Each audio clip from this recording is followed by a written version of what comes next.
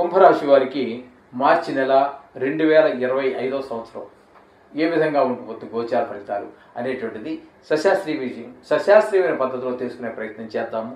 ఇక్కడ జన్మల్లోనే శని యొక్క సంచారం జరుగుతోంది. ఇది ఏళ్ళనాటి శనిలో ఒక భాగమే కాబట్టి శనీశ్వరుడు మనకి ఇక్కడ ఇబ్బందికరమైన పరిస్థితులే ఏర్పరుస్తూ ఉన్నారు. కుంభరాశి వారికి ఏంటంటే ఇక్కడ తనుభావం కాబట్టి కొంచెం అనారోగ్యాలు కూడా చూపెట్టిన అవకాశము, ప్రవర్తన విషయంలో కొంచెం విపరీతంగా ప్రవర్తించడం, అంటే కొంతమందికి దురలవాట్లు ఉంటూ ఉంటాయి, కొన్ని చెడు అలవాట్లు ఉంటూ ఉంటాయి.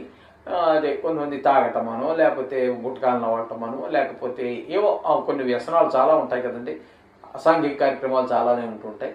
అటువంటి వాటిల్లో ఉన్నటువంటి వాళ్ళకి ఇవి కొంచెం ప్రకోపించేటువంటి అవకాశం ఉంటుంది. ఈ విధంగా ఉంటుంది శని యొక్క సంచారం వల్ల జన్మల్లో. ఇకపోతే రవి యొక్క సంచారం 14 రోజుల పాటు జన్మల్లోనూ, ద్వితీయంలో ఒక 16 రోజుల పాటు సంచారం జరుగుతున్నది. ఈ రవి వల్ల కూడా జరిగేది ఏంటంటే 2 రాసుల్లో కూడా ఉపయోగం ఏమీ లేదు, కానీ జన్మల్లో ఉన్నప్పుడు అనారోగ్యం చూపిస్తూ ఉంటుంది. ఇక ద్వితీయంలోకి వెళ్ళాక ఇంట్లో వారి యొక్క ఆరోగ్య విషయంలో కూడా దెబ్బతినే అవకాశం ఉంటుంది, ఆదాయ విషయంలో దెబ్బతీసే అవకాశం ఉంటుంది, మాటలో కఠినత్వం పెరుగుతుంది, కోపం పెరుగుతుంది. ఈ విధమైన ఫలితాలన్నీ కూడా ద్వితీయ స్థానంలో రవి యొక్క జన్మ ద్వితీయ స్థానాల్లో రవి యొక్క సంచారం వల్ల ఈ విధమైన ఫలితాలన్నీ కలుగుతూ ఉంటాయి. ఇకపోతే రాహు యొక్క సంచారం కూడా ద్వితీయ స్థానంలో ధనాదాయం తగ్గుతుంది, కుటుంబంలో కూడా ఆహ్లాదకరమైనటువంటి పరిస్థితులు ఏమీ ఏర్పడవు. ఈ విధంగా ఆ రవి మాటలో కఠినత్వం పెరగటము, తద్వారా ఇంట్లో వాళ్ళు లేకపోతే వీధిలో వాళ్ళు ఎవరో పెరగటము, తద్వారా కొన్ని ఇంట్లో వాళ్ళు అయితే పడి ఉంటారు, బయట వాళ్ళతో కనుక మనం మాట కఠినత్వం ఉన్నప్పుడు వాళ్ళ చేత తిరిగి మాట పడటము, లేకపోతే వాళ్ళకి మనకి గొడవలు రావటము, ఇట్లాంటి ఫలితాలన్నీ కూడా ఈ ద్వితీయ స్థాన రాహు వల్ల ఏర్పడే అవకాశం ఉంటుంది. ఇక ద్వితీయ స్థానంలో బుధుని యొక్క సంచారం జరుగుతోంది. అది మనకి శుభ ఫలితాలు ఇవ్వదచ్చింది, ఎందుకంటే వక్రగతిలో ఉన్న కారణంగా అక్కడ శుభ ఫలితంలోని ఇవ్వజారుడు, ఆదాయం తగ్గటము, వ్యాపారంలో కొంచెం ఇబ్బందులు, మన మాటకార్తనం పనిచేయకపోవటం లాంటివి ఉంటాయి. అలాగే శుక్రుడు కూడా ఈ ద్వితీయంలోనే ఉన్నారు, ఆయన కూడా వక్రగతిలోనే ఉన్నారు. కాబట్టి జన్మరాశి ఫలితాన్ని మనం తీసుకున్నట్టయితే ఆయన మాత్రం యోగకారకంగానే ఉన్నారు. తద్వారా కొంచెం సినీ రంగంలో ఉన్న వాళ్ళకి ఆహ్లాదం, ఇంట్లో అంతా మనసంతా ఆహ్లాదంగా ఉండటం, ఆరోగ్యం బాగుండటము, ఇట్లాంటి ఫలితాలన్నీ కూడా వస్తూ ఉంటాయి. ఇవి కొన్ని రంగాల్లో సినీ రంగం ఇట్లాంటి కళలు, లలిత కళలకు సంబంధించినటువంటి వాటికి మామూలుగా ఒక రకంగా చెప్పాలంటే కొంచెం బాగుంటుందని మనం చెప్పుకోవాలి. ఆయన సహాయ సహకారాలు అందిస్తారు, అందులో ఏమాత్రం సందేహం లేదు. ఇకపోతే చతుర్థ స్థానంలో గురు సంచారం అనుకూలమైన ఫలితములను ఇవ్వజాలరు.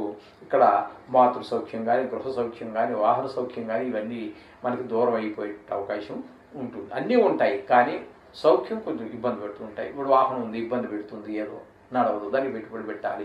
గృహానికి ఉంది, ఏదో రిపేర్ వచ్చి దానికి పెట్టుబడి పెడుతూ ఉండాలి. ఈ విధమైన ఫలితాలన్నీ కూడా మనకి చతుర్థ స్థానంలో ఉండటం వల్ల ఇబ్బందులు కలుగుతుంటాయి. ఇకపోతే కుజుని యొక్క సంచారము 5, 6 స్థానాల్లో జరుగుతోంది. 5వ స్థానంలో ఒక 28 రోజులు జరుగుతోంది. ఆ 28 రోజులు శుభప్రదమైన ఫలితాలు. ఒక్క 3 రోజులు మాత్రమే 6వ స్థానంలో, ఆ 3 రోజులు కొంచెం శుభ ఫలితాలు ఇస్తుంది. ఈ 6వ స్థానంలో ఉన్నప్పుడు అదేంటంటే కొంచెం ఆరోగ్యం బాగుంటాం, ఇట్లాంటి ఇల్లు కొనాలన్నా చేయాలన్నా మాట జరగటం వరకే. 3 రోజులు జరిగిపోయేదే ఉంటుందండి, అదే నెలంతా ఉంటే ఒక రకంగా జరగడానికి అవకాశం ఉంటుంది.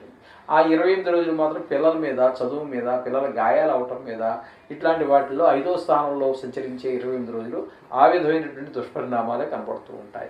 ఇకపోతే అష్టమ స్థానంలో కేతు సంచారం జరుగుతుందండి. అష్టమ స్థానంలో కేతు సంచారం వల్ల కొంతమందికి ఆయువు మీద దెబ్బతీయవచ్చు, కొంతమందికి రాజదండం జరగవచ్చు, అంటే శిక్షలు పడవచ్చు, పెద్ద హఠాత్ మరణాలు అలాంటివి ఏమైనా జరగవచ్చు. మనకు తెలుసున్న వాళ్ళకి కొంచెం దుఃఖం, పెద్ద కష్టం ఏదో వచ్చి మీద పడే అవకాశం ఉంటుంది. ఇదేదో మనకే జరిగిందని ఫీల్ అవ్వక్కర్లేదండి, ఇది కేవలం రాశిగతమైనటువంటి ఫలితాలు. వ్యక్తిగతమైన ఫలితాలకి ఇది అనుసంధానం చేసుకోవాల్సి ఉంటుంది. కాబట్టి ఈ కొంతమందితో గొడవలు రావచ్చు, కొన్ని చోట్ల అవమానాలు, పరాభవాలు పొందవచ్చు. ఈ విధమైన ఫలితాలన్నీ కూడా అష్టమ స్థానంలో కేతు సంచారం వల్ల జరుగుతూ ఉంటాయి మనకి. అంచేత మనకి మొత్తంగా మనం ఈ కుంభరాశి వారికి చెప్పుకోవాలి అన్నట్టయితే ఒక్క శుక్రుడు మాత్రమే అనుకూలమైన ఫలితాలు ఇస్తున్నాడండి. ఒక్క శుక్రుడు మాత్రమే. మిగతా గ్రహాలన్నీ కూడా ప్రతికూలంగా ఉన్నాయి. వీరు చాలా జాగ్రత్తగా ఉండవలసినటువంటి సమయము. మాట విషయంలో కానీ, ధన విషయంలో కానీ సమయానికి కాస్త తిని పడుకోవటం ఇట్లాంటివన్నీ చేస్తూ ఉండండి. రోజు 5 నిమిషాలు 10 నిమిషాలు వీలుంటే గుడికి కూడా వెళ్ళండి. నవధాన్యాలు ఏవో తీసుకోండి, పాదాల దగ్గర శ్లోకాలు చదువుకుని పాదాల దగ్గర ఆ నవధాన్యాలన్నీ వేయండి.